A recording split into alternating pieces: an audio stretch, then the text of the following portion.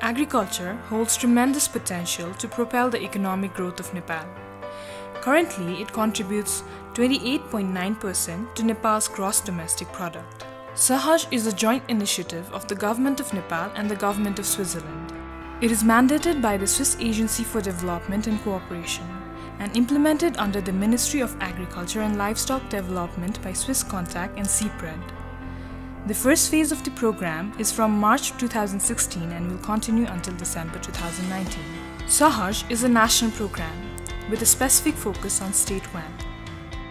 The program aims to facilitate increased engagement of smallholder farmers, especially women-led production units and people from marginalized communities in commercial agriculture.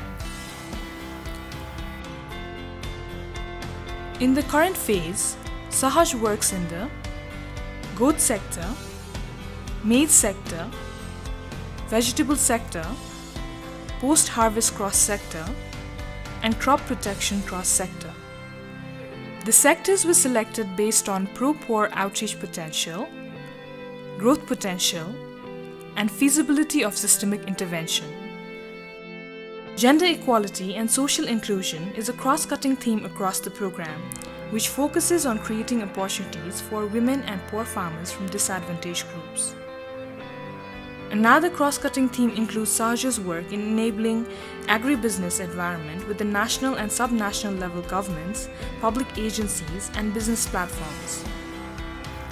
In order to tackle the problems from the roots, Sahaj, in partnership with different market actors, analyzes the constraints facing the poor farmers and addresses their root causes in these sectors with targeted interventions.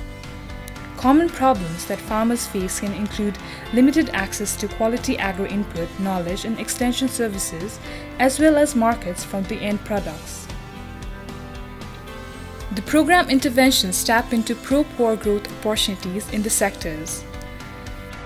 Once the underlying causes of constraints in the market systems have been identified, Sahaj analyzes which market actors have incentives to address those problems and why those market actors are not already addressing those underlying causes. Sahaj then develops partnerships with willing and capable market actors. Those partners co-invest and lead in designing and implementing innovative business models and interventions which address the constraints of the poor farmers. These interventions could include offering affordable agro-inputs and services, providing embedded extension services and knowledge, expanding distribution, or offering improved access to markets for end products to the poor farmers. These interventions may also work in partnership with public sector actors who formulate rules and regulations and take the role of a service provider. This approach results in an accessible and more profitable market for the stakeholders concerned because each participant has an incentive to cooperate.